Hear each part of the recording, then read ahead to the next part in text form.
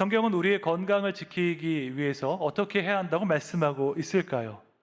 우리 육체와 영혼의 건강을 위해서 어떤 노력을 해야 할까요? 우리 몸으로 하나님께 영광을 돌리는 것이 어떤 의미인지 살펴보겠습니다.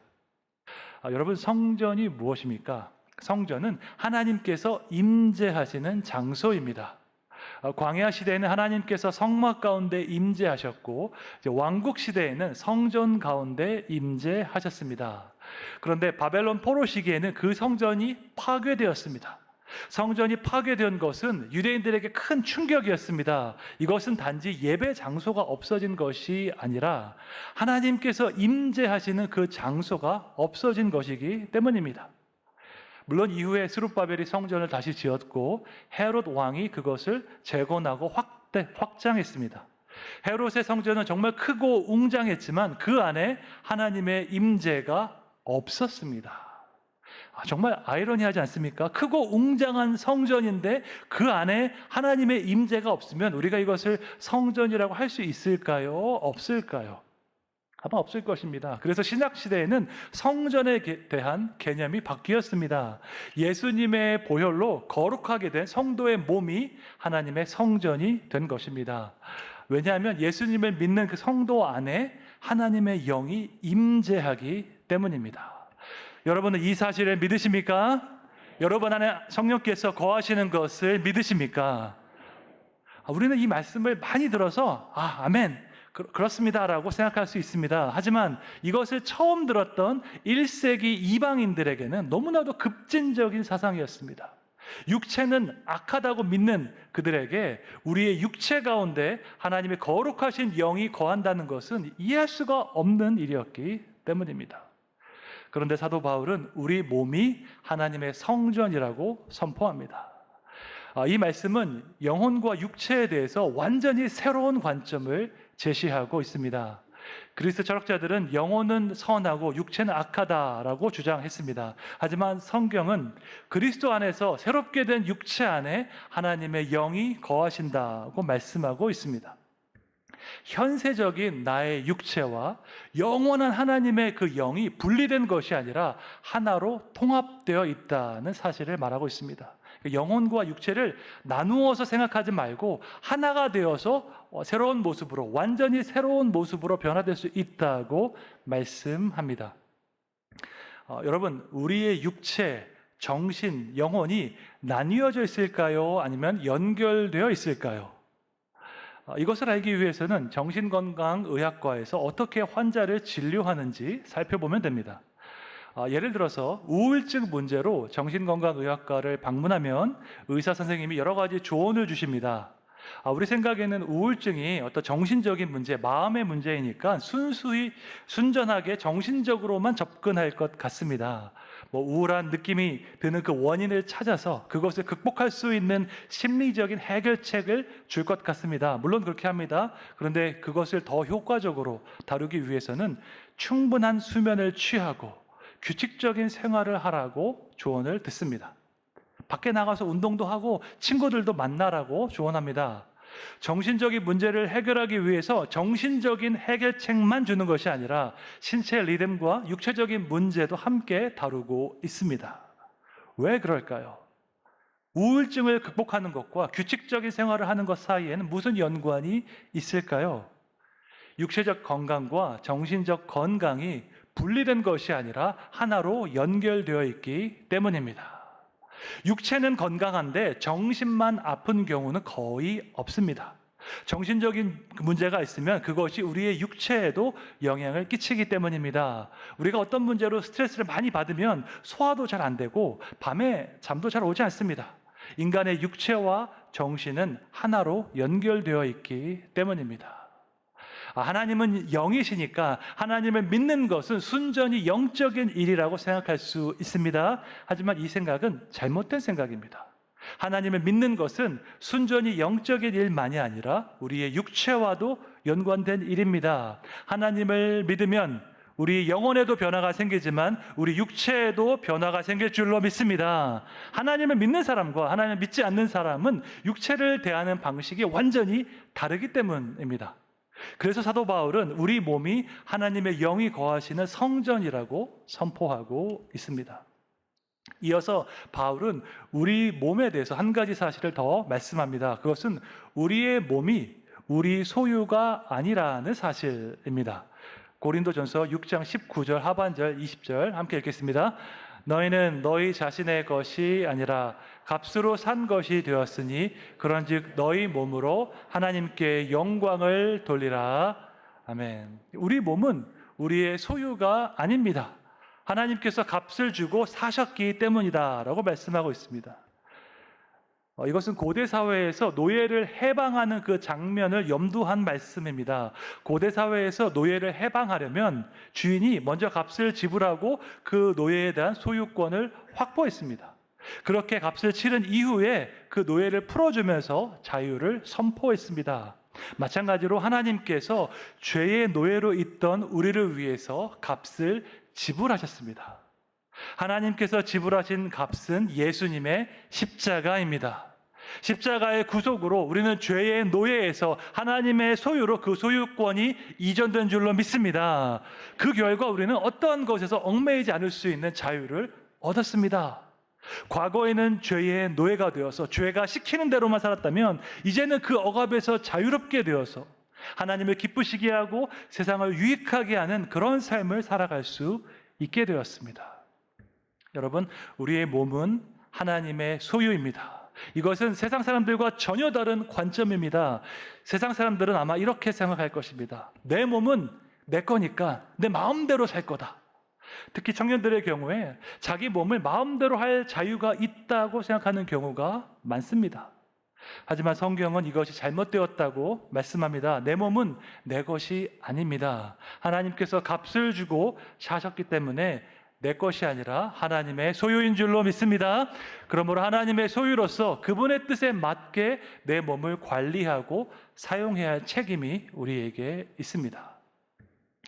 내 몸이 내 것이 아니다라고 생각을 하게 된다면 훨씬 더 큰 책임감을 가지고 내 몸을 생각하게 됩니다. 최근에 제 일정이 많고 바쁘다 보니까 제 건강을 걱정해 주시는 분들이 많이 계십니다. 저를 위해서 염려해 주시고 또 기도해 주신 분들께서 이런 말씀을 하십니다. 목사님의 몸은 이제 개인의 몸이 아닙니다. 그러니까 건강 잘 챙기십시오라고 말씀합니다. 그 말을 듣고 제가 오해하지 않습니다. 아니, 내 몸이 내 것이지 그럼 누구 것입니까? 라고 제가 질문하지 않습니다. 교회를 잘 섬기기 위해서 건강을 잘 돌보는 것도 중요하다고 생각합니다. 제 몸에 대해서 어떤 개인적인 차원에서 생각하지 않고 교회적인 차원에서, 공적인 차원에서 생각하게 되었습니다. 그래서 제가 요즘 운동을 하고 있습니다. 공복 유산소 운동이 좋다고 해서 새벽기도 이후에 공복으로 운동하고 있습니다. 저 개인을 생각하면 운동하고 싶지 않을 때도 많이 있지만 제가 교회를 생각하는 마음으로 운동하고 있습니다. 그런데 이것이 저에게만 해당되는 이야기일까요? 아닙니다. 여러분 모두에게 해당되는 이야기입니다. 여러분의 몸은 여러분의 것이 아닙니다.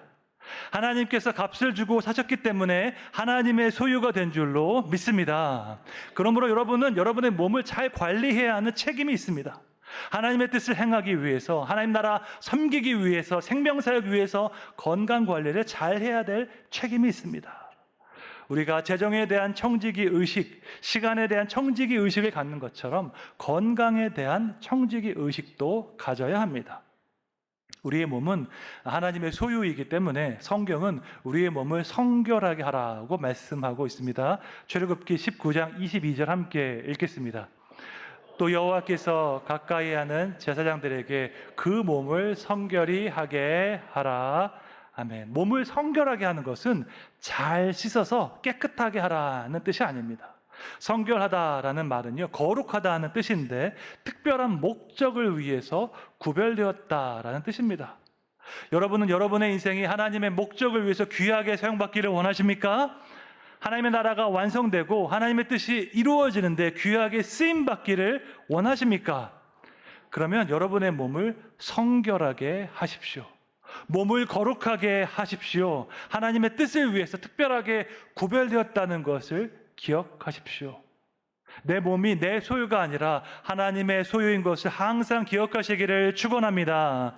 하나님의 소유로서 하나님의 뜻을 위해서 귀하게 쓰임 받기를 주님의 이름으로 축원합니다. 그러면 하나님의 성전인 우리의 몸을 우리가 어떻게 관리해야 할까요? 육체와 영혼의 건강을 위해서 어떠한 노력을 해야 하는지 살펴보겠습니다. 4세기에 있었던 수도사 에바그리우스는 죄가 육적인 죄에서 점차 영적인 죄로 나아간다고 주장했습니다. 육적인 죄와 영적인 죄를 나누는 것이 가능한가 싶을 수도 있습니다. 그런데 성경에 보면 비슷한 말씀이 있습니다. 야고보서 1장 15절입니다. 함께 읽겠습니다. 욕심이 잉태한즉 죄를 낳고 죄가 장성한즉 사망을 낳느니라. 아멘. 여러분 잘 생각해 보십시오. 욕심 그 자체는 큰 죄가 아닐 수도 있습니다. 왜냐하면 우리 중에 욕심이 없는 사람은 아무도 없기 때문입니다. 그런데 그 욕심을 그냥 방치하고 다루지 않으면 더 큰 죄악으로 이어질 수 있습니다. 그 에바그리우스 수도사가 지적했던 가장 보편적인 육체의 죄악이 하나 있는데 바로 탐식입니다. 음식을 탐하고 음식에 대해서 욕심을 부리는 것입니다. 우리가 탐식을 죄라고 할 수 있는가? 조금 어려운 문제입니다. 그런데 잘 생각해 보면 탐식은 절제되지 않은 방종의 가장 흔한 형태입니다. 우리 안에 음식에 대한 욕망이 있는데 그 욕망을 절제할 것인가? 아니면 그 욕망이 이끄는 대로 살아갈 것인가 하는 문제입니다. 우리가 탐식을 죄라고 부를 수 있다면 그 이유는 욕망의 지배를 받기 때문입니다. 음식에 대한 욕망을 절제하지 않고 방치하면 우리가 그 욕망의 지배를 받게 됩니다. 성적인 죄도 마찬가지입니다. 성적인 욕구를 절제하지 않고 방치하면 그 욕구의 지배를 받게 됩니다. 그러면 온갖 종류의 음행을 저지르게 됩니다. 여러분, 음식을 향한 욕구, 성적인 욕구 나쁜 것 아닙니다. 하나님께서 주신 자연스러운 것입니다. 하지만 그것을 절제하지 않고 그것의 지배를 받는 것은 문제입니다. 우리 육체와 영혼의 건강을 위해서 우리가 배워야 할 것 몇 가지를 말씀드리겠습니다. 첫째로 우리 안에 있는 그 욕망을 절제하는 법을 배워야 합니다. 아주 상식적인 말이지만 실천하기에는 어려운 말입니다. 건강 관리를 잘하기 위해서 중요한 것이 하나 있습니다. 바로 절제하는 것입니다. 더 많이 먹고 싶은 그 욕망을 절제해야 합니다. 내 입을 즐겁게 하고 싶은 그 욕망을 우리가 참아야 합니다. 운동하고 싶지 않고 침대에서 쉬고 싶은 그 욕망을 다스려야 합니다. 한마디로 욕망의 지배를 받으면 안 됩니다. 욕망이 나를 다스리는 것이 아니라 내가 욕망을 다스릴 수 있어야 합니다. 고린도전서 6장 12절 말씀 함께 읽겠습니다. 모든 것이 내게 가하나 다 유익한 것이 아니요 모든 것이 내게 가하나 내가 무엇에든지 얽매이지 아니하리라. 아멘. 예수님의 은혜로 구원을 받았기 때문에 우리는 모든 것을 할 수 있는 자유가 있습니다. 하지만 그 모든 것이 다 우리를 유익하게 하지는 않습니다. 얼마든지 먹고 마시고 즐길 수 있는 자유가 있습니다. 하지만 그 욕망의 지배를 받는 것이 우리의 건강에 유익하지 않습니다. 그래서 바울은 말하기를 내가 무엇에든지 얽매이지 않겠다라고 말씀합니다. 영어로 보니까 I will not be mastered by anything 이라고 되어 있습니다. 그 어떤 것에도 내가 지배를 받지 않겠다라고 선포하는 것입니다. 여러분, 건강을 생각하는 사람들은 먹고 싶은 대로 먹지 않습니다. 그렇죠? 탄수화물을 줄이고 단백질과 야채 위주로 식사를 합니다. 간식과 디저트를 먹지 않고 밤에 야식도 먹지 않습니다. 건강을 지키기 위해서 음식에 대한 그 욕망을 절제하는 것입니다. 그런가 하면 먹고 싶은 대로 다 먹는 사람들도 있습니다. 밥도 먹고 간식도 먹고 야식도 먹는 사람들이 있습니다. 아주 용감한 사람들입니다. 음식에 대한 그 욕망을 절제하지 않고 그 욕망에 이끌려서 하고 싶은 대로 다 하는 것이죠. 제가 예전에 마다가스카르라는 나라에서 단기 선교사로 있을 때 정말로 음식을 좋아하는 사람을 만나본 적이 있습니다. 그 사람이 하는 말은 딱 3가지밖에 없었습니다. 예전에 먹었던 음식, 지금 먹고 있는 음식, 앞으로 먹을 음식에 대해서만 이야기를 했습니다. 그 만날 때마다 음식 이야기하는 사람 보면서 음식에 대한 갈망이 저렇게 클 수 있구나 제가 알게 되었습니다. 여기에 두 사람이 있다고 가정하겠습니다. 한 사람은 식욕의 지배를 받는 사람이고 다른 사람은 식욕을 절제할 수 있는 사람입니다. 두 사람 중에 누가 더 건강할까요? 당연히 식욕을 절제하는 사람이 더 건강합니다. 그러면 이 둘 중에서 누가 더 자유로운 사람일까요? 식욕의 지배를 받는 사람이 자유로울까요? 아니면 식욕을 절제할 수 있는 사람이 자유로운 사람일까요? 언뜻 생각하면 내 먹고 싶은 대로 먹는 것이 더 자유로운 것 아닌가 싶지만 식욕을 절제할 수 있는 사람이 더 자유로운 사람입니다. 이것을 우리가 죄의 영역에도 적용해 볼 수 있습니다.